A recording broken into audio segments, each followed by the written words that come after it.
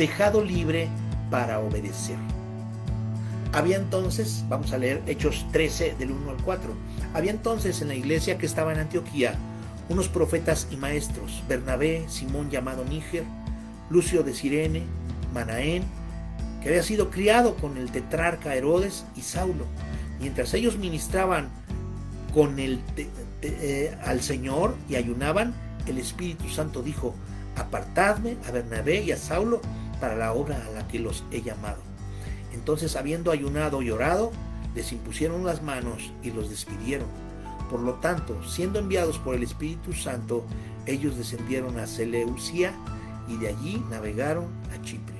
Para mí, la palabra que mejor caracteriza la esencia de la obediencia es cambio. Es posible que la sola mención de esa palabra le cause escalofríos. Conozco muy pocas personas que les gusta el cambio. El cambio amenaza nuestra comodidad, interrumpe nuestra rutina, desafía nuestras prioridades e introduce ansiedad. Sin embargo, estoy convencido de que una vida de obediencia nos resulta imposible si no estamos dispuestos a cambiar. Eso es mucho más fácil de decirlo que ponerlo en la práctica. Sea como sea, estoy convencido de que esto es cierto. Existe la fuerte posibilidad de que al abrir este capítulo y comenzar la lectura de estas palabras, usted o alguna persona muy cercana a usted está enfrentando el reto del cambio. Pues desde que puede que tenga que ver con su trabajo, debido a un cambio en su estado laboral, tal vez esté ocupándose de los detalles para mudarse a otra parte del país, o quizás, después de esperar y trabajar duro por tantos años, el ritmo pausado de la vida de jubilado lo ha tomado por sorpresa. Yo pudiera llenar 2 páginas más mencionando las posibilidades porque el cambio es inevitable. En nuestro estudio de la vida de Pablo, hemos visto de cerca cómo este extraordinario hombre de gracia y firmeza manejó muchas crisis de cambio. Eso lo marcó de una manera que lo preparó singularmente para la tarea que Dios había planeado para él. Pablo no sabía que todavía le esperaban más grandes cambios.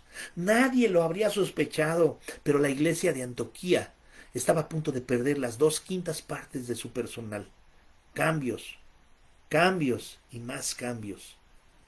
Título: Cambio, 3 puntos. La tarea inconclusa en la vida. Un diccionario da una definición maravillosamente extraña de la palabra cambio: hacer diferente en algún detalle. Pareciera ser una oración inconclusa. Usted quisiera que la frase continuara, ¿verdad? Pero se detiene en la palabra detalle. La definición incluye, además, transformar, sufrir una modificación, volverse diferente. Tal vez eso explica el por qué el cambio es tan desafiante. No es fácil volverse diferente. Aunque el cambio es bueno, rara vez es fácil o agradable. Nos atrae más seguir el camino cómodo, preferimos la ruta más transitada, pero el cambio nos conduce por senderos desconocidos donde abundan callejones estrechos y giros sorpresivos. Todo nuestro ser lucha por seguir en las derroteros ya trillados. Hace varios años un amigo mío pasó por una prueba espeluznante. En un verano muy reseco, un fuego se extendió por toda la región donde vivía, devorando miles de hectáreas de bosque y destruyendo innumerables casas de la región. Su casa estaba en la parte baja por donde el fuego comenzó. No tuvo mucho tiempo para preparar su huida, pero sin más que los demás que estaban en la parte alta, desde la distancia podía ver las llamas y el humo, y sabía que disponía de muy poco tiempo antes que su casa fuera tragada por el fuego. Por eso hizo rápidamente una lista de las cosas que más quería salvar. Pero el caso es que no tuvo tiempo suficiente para agarrar ninguna de ellas. Cuando terminó toda la prueba, se puso a mirar el montón humeante de lo que una vez había sido su casa. Lo único que se salvó fue la lista que empuñaba fuertemente en su mano. El impacto que ese hecho destructivo tuvo sobre su familia marcó a cada uno tan profundamente que jamás volvieron a ser los mismos. Lo perdieron todo, menos, por supuesto, la inútil lista de cosas que consideraban indispensables. El fuego, aunque increíblemente devastador, se convirtió en un catalizador que produjo en ellos el cambio, convirtiéndolos en una familia más agradecida. En una palabra, el cambio los hizo diferentes. Sin duda alguna, El himnólogo Eddie Espinosa, en su composición titulada Change My Heart, oh God, Cambia mi corazón, oh Dios, comprendió los invalorables beneficios del cambio cuando escribió las siguientes palabras. Cambia mi corazón, hazlo fiel a ti. Cambia mi corazón, quiero estar en ti. Tú el alfarero, yo el barro soy. Hazme de nuevo, te lo pido hoy. Cambia mi corazón, hazlo fiel a ti. Cambia mi corazón, quiero estar en ti. En nuestra iglesia nos encanta cantar este himno de adoración y cada vez que lo hacemos se queda en mi mente por el resto del día. Aunque el cantar esas palabras es una delicia, el hacerlas una realidad en nuestras vidas es harina de otro costal. El permitir que alguien nos moldee y nos convierta en algo diferente nos resulta incómodo y a veces absolutamente doloroso. Si fuéramos como la arcilla, moldeable, flexible y fácil de rehacer, los cambios serían mucho más fáciles, pero somos más como la dura cerámica, frágil e inflexible. Esa tierna canción está basada en una conocida metáfora bíblica. Dios es descrito como el alfarero y nosotros como el barro. Lea con detenimiento los siguientes pasajes de la Biblia y utilice la imagen para comprender claramente esta verdad fundamental. Isaías 29:16. ¿Cómo trastornáis las cosas? ¿Acaso el alfarero será considerado como el barro? ¿Acaso lo que ha sido hecho dirá de quien lo hizo, él no me hizo? ¿Dirá lo que ha sido formado del que lo formó, él no tiene entendimiento? Isaías 45:9. Ay del que contiende con su hacedor, siendo nada más que un pedazo de tiesto entre los tiestos de la tierra. Dirá el barro al que le da forma, ¿qué haces? Romanos 9:21. ¿O no tiene autoridad el alfarero sobre el barro para hacer de la misma masa un vaso para uso honroso y otro para uso común? Cuando nuestra voluntad es como el barro, entendemos que ese cambio es inevitable si lo ponemos en las manos del alfarero. Es por eso que David hace muchos siglos escribió las palabras para su propio coro de adoración, una poesía fraguada en el yunque del cambio. Salmo 51, 1:4 y versículo 10 dice: Ten piedad de mí, oh Dios, conforme a tus misericordia. Por tu abundante compasión, borra mis rebeliones, lávame más y más de mi maldad y límpiame de mi pecado, porque yo reconozco mis rebeliones y mi pecado está siempre delante de mí. Contra ti solo he pecado y he hecho lo malo ante tus ojos. Seas tú reconocido justo en tu palabra y tenido por puro en tu juicio. Crea en mí, oh Dios, un corazón puro y renueva un espíritu firme dentro de mí.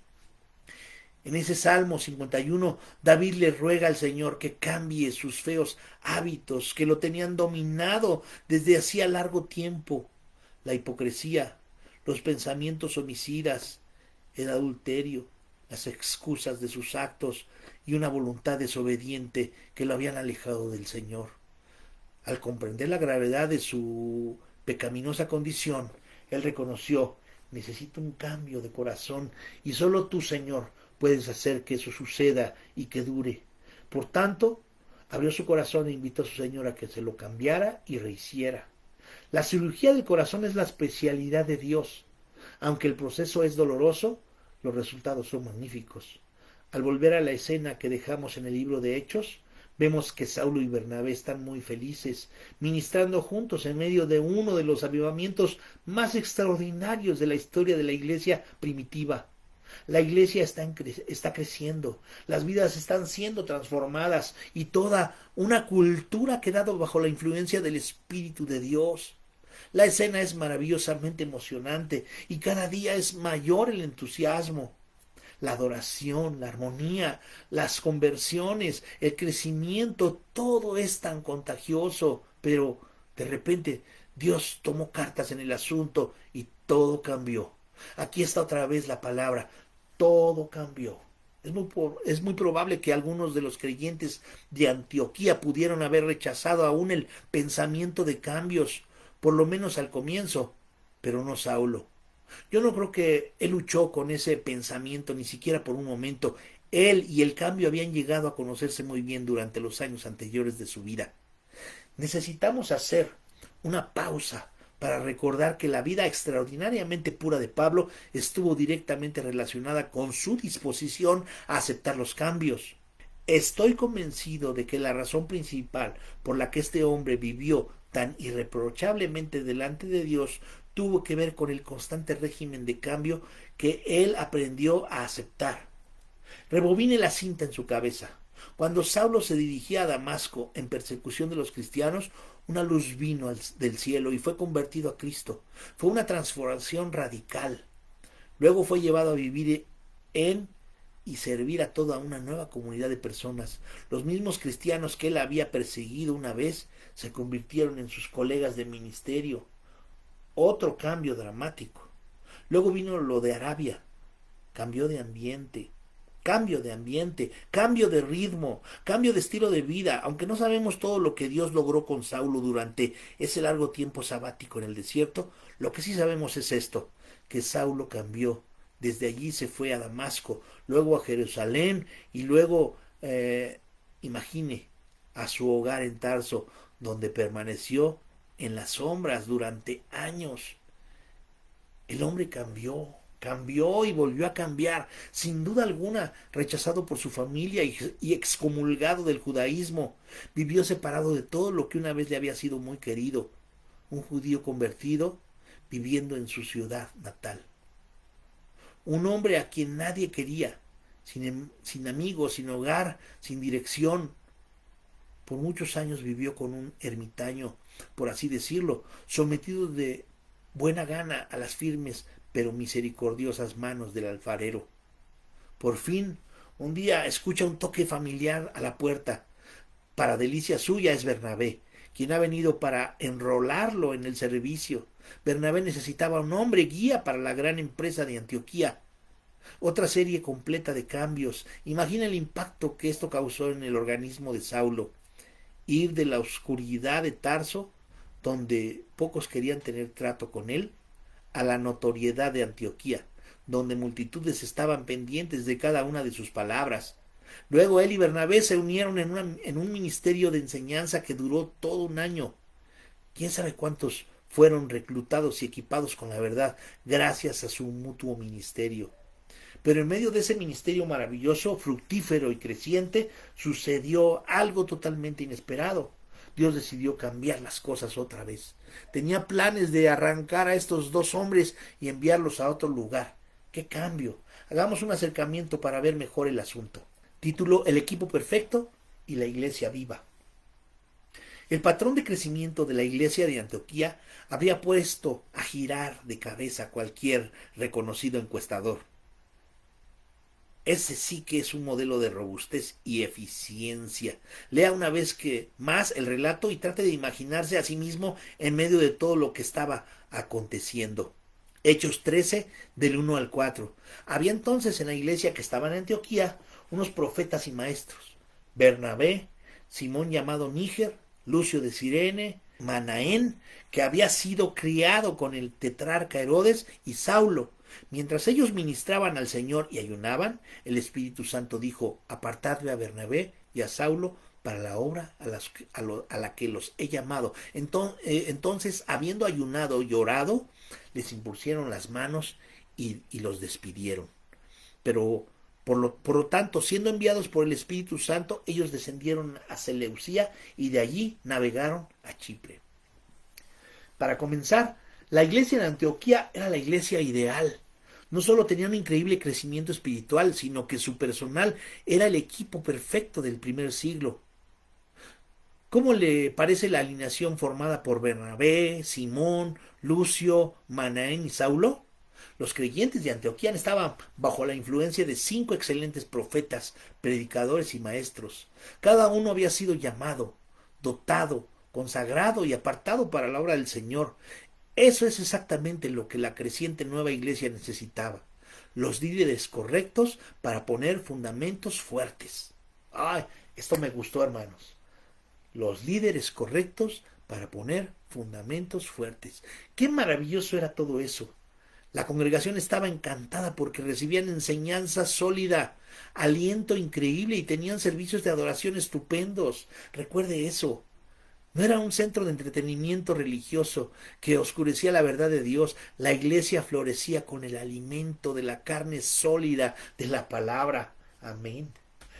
La dieta era sana y nutritiva. La enseñanza era rica y profunda. Aunque fueron escritas hace más de un siglo, las palabras de Charles Spurgeon en su famoso libro Discursos a mis estudiantes tienen un matiz de relevancia para nuestra época. Léalas despacio y con detenimiento. Toda clase de sermones deben tender a la ilustración de los oyentes y las doctrinas enseñadas deben ser sólidas, importantes y abundantes. No subimos al púlpito solo con el objeto de hablar, sino que tenemos que comunicar instrucciones de la mayor importancia y por lo mismo no podemos emplear el tiempo diciendo cosas futiles como bonitas que sean, por bonitas que sean. La variedad de nuestros asuntos casi no tiene límite y por tanto no podemos tener disculpas si nuestros discursos son insípidos y triviales. Si hablamos como embajadores de Dios, no tenemos nunca que quejarnos de falta de asuntos, porque nuestro mensaje abunda en los pensamientos más preciosos. Todo el Evangelio se debe presentar desde el púlpito. Toda la fe, una vez entregada a los santos, debe de ser proclamada por nosotros. La verdad tal como se encuentra en Jesucristo debe ser declarada instructivamente para que el pueblo no escuche simplemente, sino conozca la armonía de la misma. Nada puede sustituirse en vez de la enseñanza. Wow. Esto lo voy a anotar, porque en estos tiempos queda muy bien. Seguimos leyendo. Para ser honesto, entre los factores más importantes que hay que considerar en cuanto a cuál iglesia asistir uno y su familia, está en primer lugar el compromiso de esa congregación de ofrecer siempre buena enseñanza. Amén. Lo digo por la iglesia Belén. No es suficiente ir a una iglesia simplemente porque tenemos amigos que van allí o porque disfrutamos de un estilo particular de música. Necesitamos de buena comida para sobrevivir. Si ustedes como yo, su alma anhela una dieta regular de buena comida para alimentar, fortalecer y robustecer su vida. Todo gran restaurante tiene un plato especial que atrae a mucha gente noche tras noche, semana tras semana y año tras año. Excelente comida. La mayoría de nosotros sacrificaría ambiente, atmósfera, ubicación e incluso la calidad de servicio para saborear la mejor comida de la ciudad. Ahora bien, es posible que algunas personas en otras partes prefieren velas y música romántica en vez de una buena comida. Pero puedo decirle que a los tejanos nos gusta la carne gruesa, de buenos cortes, bien cocinada y puesta en la mesa, bien sazonada. Permítame que le haga ahora una pregunta. ¿Qué hace la diferencia? No importa dónde usted viva, entre un restaurante y uno mediocre, el chef. Aunque rara vez conocemos a estos capaces individuos, cuanto mejor es el chef, mejor es la comida. Y cuanto mejor es la comida, más popular es el lugar. Antioquía servía la mejor comida espiritual en Fenicia y era preparada casi a la perfección por un grupo de 5 grandes chefs. Saulo encajaba en ese grupo como el chef jefe encaja en un gran restaurante. Era una iglesia excelente donde podía ejercer sus dones y enseñar y predicar lo mejor que tenía. A mí me habría encantado ser parte de esa congregación. Debió haber sido estupendo ver a Saulo de Tarso abrir los antiguos rollos del Antiguo Testamento y oírlo enseñar la palabra de Dios. No puedo sino imaginar cómo crecían esos bebés en Cristo, saboreando y engullendo cada rico bocado de verdad divina. De repente me siento envidioso. Creo que habría reaccionado como Pedro en medio de la transfiguración, como aparece en Mateo 17:4. Señor, levantemos una enramada sagrada y quedémonos aquí. Hagámosla permanente. El problema con esa clase de reacción es que en la obra de Dios no hay un campamento permanente en todo el planeta Tierra. Al final llega el momento de levantarlo. Título: Dejado libre para obedecer. Mientras ellos ministraban al Señor, ayunando, cantando, enseñando, testificando y orando, el Espíritu Santo dijo: muy bien, amarren los vagones a los caballos, muchachos, y al oeste. Versión parafraseada revisada de Swindoll. Necesito a Bernabé y a Saulo para el trabajo al que los he llamado. ¿Puede usted imaginar cómo reaccionarían algunos hoy? Debes estar bromeando. ¿Vas a tomar 2 de los 5 chefs para enviarlos a otro restaurante? Nos vamos a morir de hambre. ¿Te vas a llevar a 2 de los mejores maestros de adultos que tenemos en la iglesia para llevarlos a algún campo misionero distante? Eso es las 2/5 partes de todo nuestro liderazgo. No podemos permitir que estos hombres se nos vayan. Pero nada de eso ocurrió en Antioquía. Tan pronto como estas personas entendieron que era el Espíritu de Dios quien los estaba enviando, los dejaron libres. Y el cambio sucedió, no pasé por alto esto, mientras ellos ministraban. No ocurrió en un periodo de calma, cuando el ceder personal no era un problema, ni durante un periodo de transición de liderazgo. Dios levantó a esos hombres de ese ambiente de emoción mientras la iglesia estaba en su cenit, yendo a toda marcha. La gente venía por montones. Quienes tenían grandes necesidades encontraban respuestas. Las almas estaban siendo salvadas, las vidas transformadas, las familias sanadas. El lugar era excitante. Sin embargo, el Espíritu dijo, es tiempo de hacer un cambio. ¿Quién lo hubiera pensado? Pero Dios abunda en sorpresas, ya que Él ve todo el panorama, mientras que nosotros nos concentramos principalmente en el aquí y ahora. Era la manera de Dios de decirles a Bernabé y a Saulo que había llegado el momento de salir. A propósito, fue el Señor quien habló en aquellos días. El Señor se revelaba por medio de varias maneras. Hoy creo que nos habla a través de su palabra, a través del suave impulso del Espíritu y a través del testimonio colectivo de su pueblo. En aquel momento pudo haber sido una visión nocturna o durante el tiempo que los discípulos estaban orando, meditando las escrituras o mientras ayunaban. 2 de los líderes sintieron la dirección del Señor en una nueva dirección y otros identificaron una voz. El Señor dijo en realidad, tengo trabajo para 2 de ustedes en otro lado, no para todos ustedes, solo para 2. Y mi plan es el mejor. Dejen libres a Bernabé y a Saulo. Ellos son 2 a quienes estoy llamando para que vayan a otra parte. No hubo ninguna orientación preliminar. El cambio de dirección vino sin aviso. No se les envió ningún memorando antes de alguna reunión para que oraran por el asunto. El Espíritu habló y la iglesia escuchó. Y para que Bernabé y Saulo obedecieran necesitaban que se los dejara libres. La iglesia lo hizo y fueron liberados. ¿No es eso admirable? Necesito detenerme aquí para hacer un par de observaciones en cuanto a la naturaleza del ministerio. Muchas veces es difícil para nosotros comprender la manera como Dios decide dirigir su ministerio. Encontrar dirección en el mundo corporativo secular es un tanto fácil, ya que hay políticas específicas, acciones a seguir, a quienes rendir cuentas y mercados definidos que guían las decisiones de la empresa. Los asuntos del ministerio rara vez son tan claros y precisos. Le servimos a una deidad que no podemos ver y escuchamos una voz que literalmente no podemos escuchar. Muchas veces sentimos como si se nos pidiera que sigamos un plan que no entendemos. Necesito decir en este punto que en el proceso de descubrir la dirección de Dios estamos sujetos a enormes cambios. Son cambios que tenemos que aceptar en el poder del Espíritu si queremos obedecer la dirección de nuestro Señor. Aunque tenemos una responsabilidad con la iglesia a la que servimos, la responsabilidad final de todo siervo de Dios es con el Señor. Sin esa devoción sincera al Señor, corremos el riesgo de convertirnos en complacedores de las personas. Los líderes cristianos que se convierten en una suerte de peones de ajedrez, concentrándose en agradar a la gente, son unos cobardes dignos de lástima. Sinceramente hubo ocasiones cuando era más joven que pequé en ese sentido y siento pesar cuando lo recuerdo. Nada bueno puede salir de un ministerio dedicado a complacer a las personas. Eso es cierto, hermanos. En los 7 años que llevo como pastor he entendido eso. Que nada bueno puede salir de un ministerio dedicado a complacer a las personas. Necesitamos decidir porque Dios así nos los dice.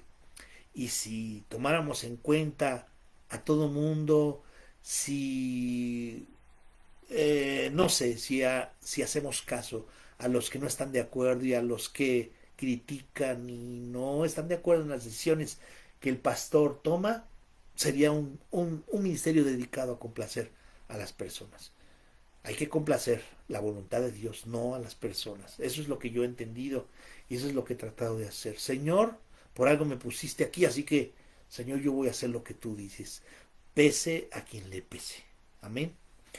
Seguimos. En vez de ser guerreros del rey, es fácil que nos convirtamos en miedosos inseguros, confiando en opiniones humanas y anhelando la aprobación de los hombres. Con la gracia de Dios, eso jamás volverá a sucederme. Es mucho lo que he aprendido de estos estudios biográficos que he estado escribiendo. Mi responsabilidad es dar lo que el pueblo de Dios necesita, no lo que quiere. Cuando lo hago, esa verdad me golpea con la misma autoridad que lo hace con las personas a quienes les predico. Que Dios libre a todo pastor sincero, a todos los directivos de una iglesia que buscan la verdad y a todo líder de iglesia de la esclavitud de complacer a la gente. Amén. Yo digo amén. Como ocurrió en Antioquía, Dios muchas veces ve un ministerio cuyas operaciones se están realizando sin problemas y dice, esa persona tiene que salir y esta otra debe permanecer. La estoy llamando para que vaya a servirme en otra parte. Muchas veces nos aferramos mucho a algunas personas, por lo que Dios tiene que arrancarnos las de las manos y darnos la gracia que nos permita dejarlas ir, a fin de que sus siervos escogidos puedan obedecer. El egoísmo quiere conservar, no soltar. Dispongámonos entonces a dejar marchar de buena gana a esos hombres y mujeres capacitados. Véalo de esta manera. Al dejarlos ir, les permitimos que obedezcan. Si usted es llamado por Dios para ir a un lugar o actividad que no esperaba, no tiene que tenerle miedo al cambio.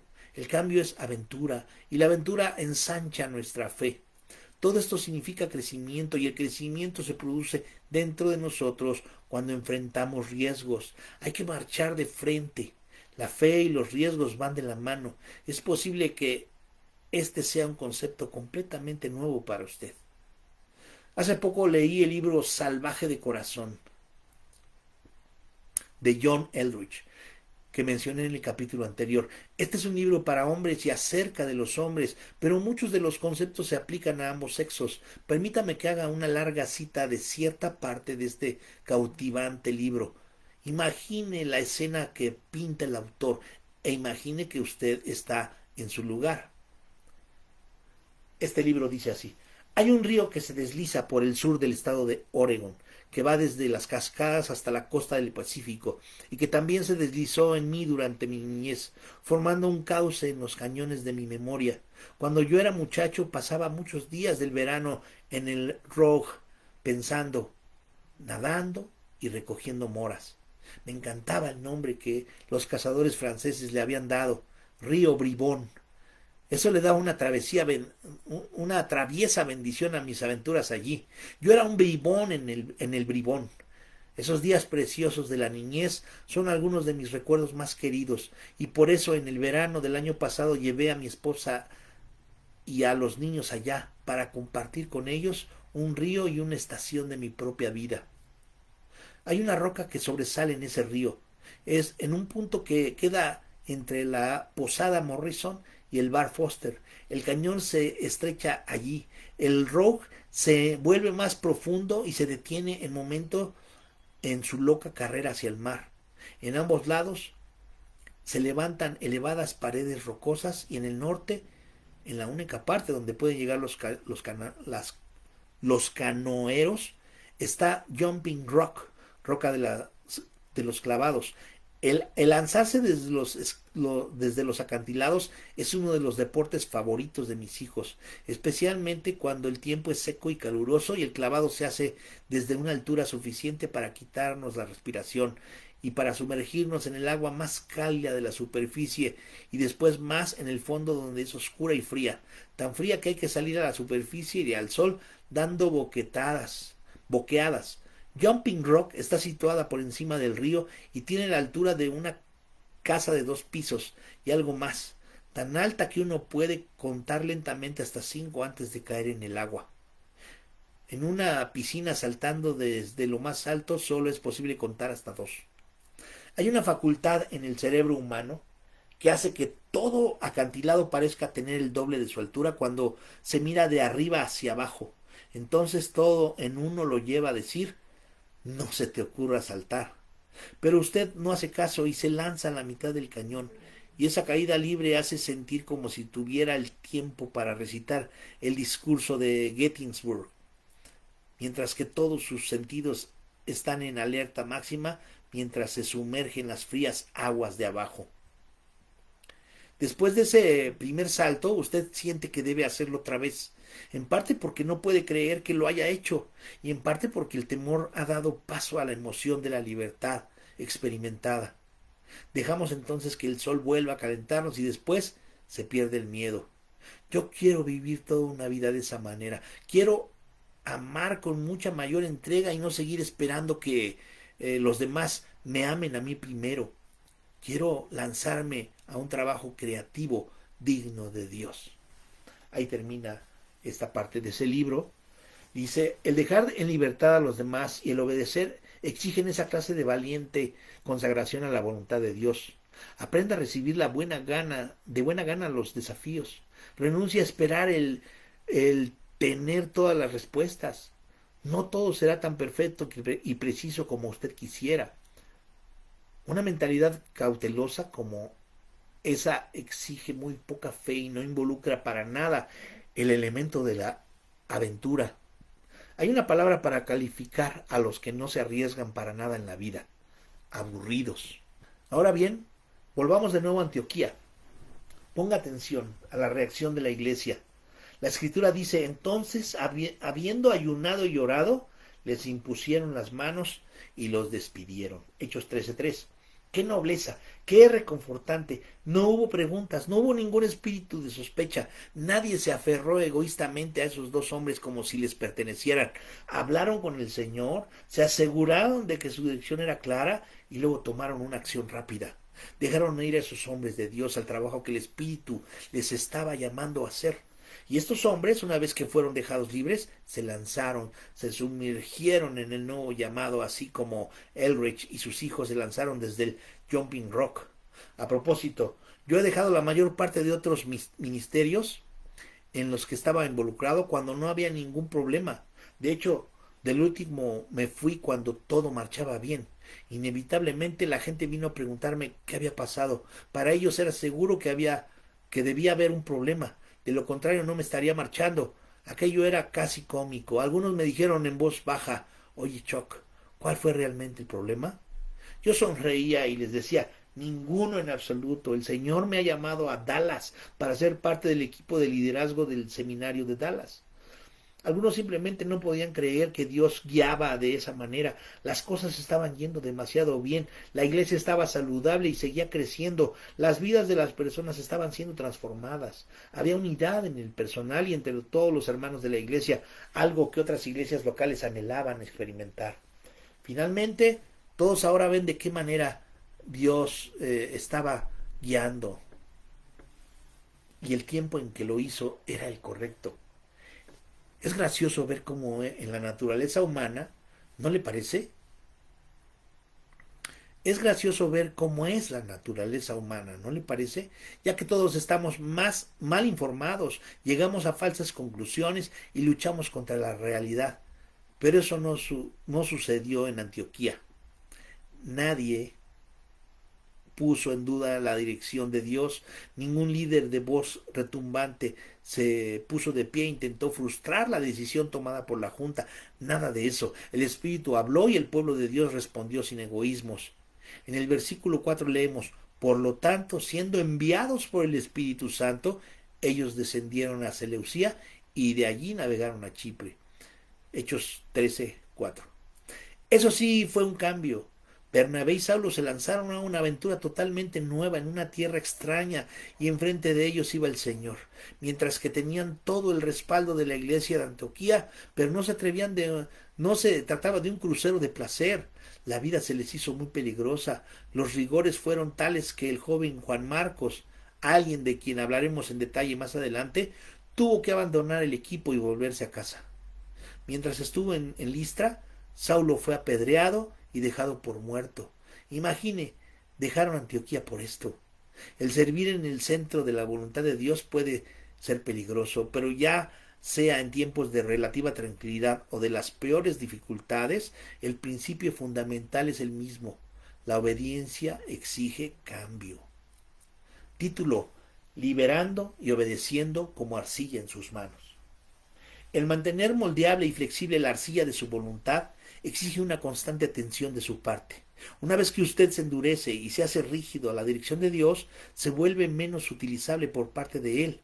Quiero tomar entonces las verdades con las que hemos luchado aquí y convertirlas en un bálsamo suavizante que pueda aplicar con regularidad cuando haya un cambio en el horizonte.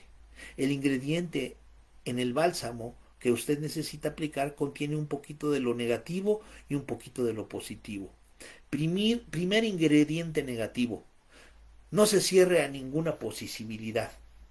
No se cierre a ninguna posibilidad. Manténgase abierto a todo lo que Dios pueda tener para usted, dejando de lado todas las limitaciones. Sí, todas. Ninguna de esas personas de Antioquía habría esperado que Dios tomara a Bernabé y a Saulo y los pusiera a trabajar juntos. Yo habría escogido a Lucio y a Manaén porque a ellos nadie los iba a echar de menos. Pero es tan característico del Señor seleccionar precisamente a las personas que usted y yo quisiéramos conservar con nosotros para siempre. Elimine todas las fronteras y dígale al Señor que está dispuesto a cooperar. Pero no olvide que usted puede ser el próximo Bernabé o Saulo, que el Señor decide cambiar de lugar. Recuerde que estamos hablando de cambios para poder obedecer. Segundo ingrediente negativo: no permita que las muchas actividades emboten su sensibilidad. Recuerde que Dios habló mientras ellos ministraban al Señor. Usted puede estar tan ocupado en las actividades de la iglesia que no es capaz de entender lo que el Señor le está diciendo. Los hombres de Antioquía no permitieron que eso sucediera. Howard Hendricks, uno de mis mentores y mi amigo por mucho tiempo, ha dicho: la mayor amenaza para su ministerio puede ser su propio ministerio. Creo que tiene razón. Él generalmente la tiene. Por tanto, asegúrese de apartar un tiempo cada día para estar con el Señor, mantener una mente abierta, meditar en su palabra, permanecer consagrado a la oración y dedicar tiempo suficiente para descansar. Solo así podrá usted oír y discernir el susurro apacible de Dios en medio de la estridente actividad de la iglesia. Cuando usted comience a sentir que Él está hablando, sea sensible y mantenga una actitud abierta y lista para obedecer. Primer ingrediente positivo: deje a Dios ser Dios.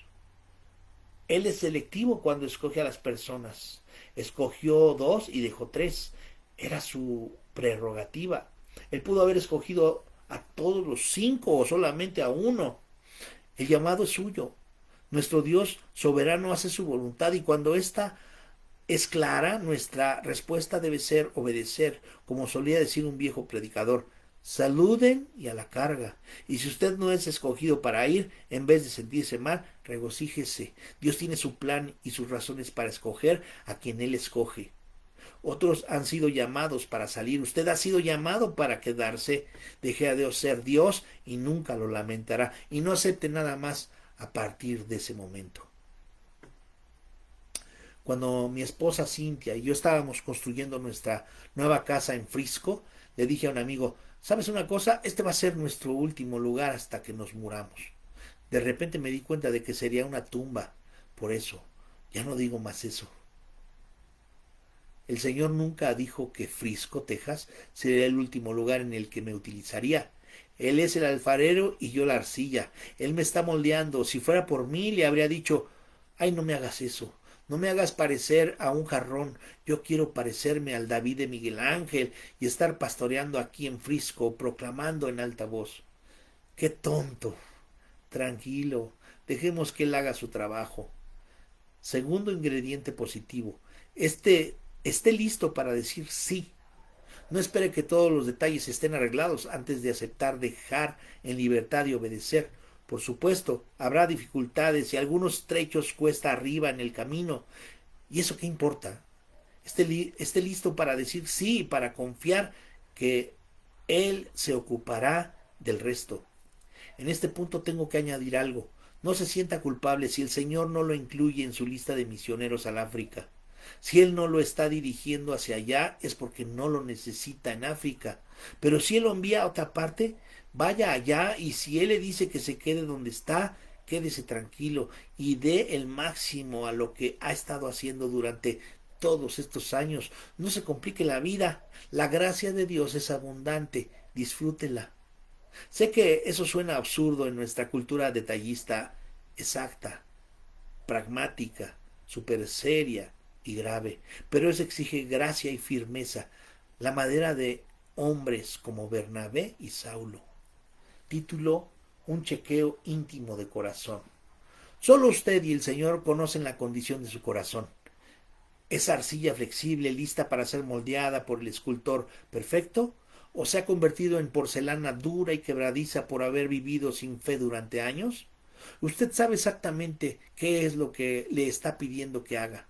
Puede ser algo que está más allá de la lógica y muy lejos de las comodidades. Es posible incluso que algunos amigos le estén diciendo que lo que usted cree que Dios le está diciendo es incorrecto, completamente incorrecto. Sin embargo, su dirección es clara. Solo se necesita una cosa: que usted diga sí. Ah, casi lo olvidaba, también debe estar dispuesto a arriesgarse. ¿Recuerda la historia del río Rojo y la imagen de Jumping Rock? Muy bien, cierre ahora los ojos e imagínese que está de puntillas en la orilla, haciendo un gran esfuerzo para ver el borde del agua abajo. Una gran altura. ¿Está allí? Muy bien. Respire profundamente. Sonría y ahora láncese. Magnífico. Que comience la aventura. Aquí termina el capítulo 9 y nos vemos el próximo viernes en el capítulo 10. Amados hermanos, Dios les bendiga. Que Dios sea con ustedes.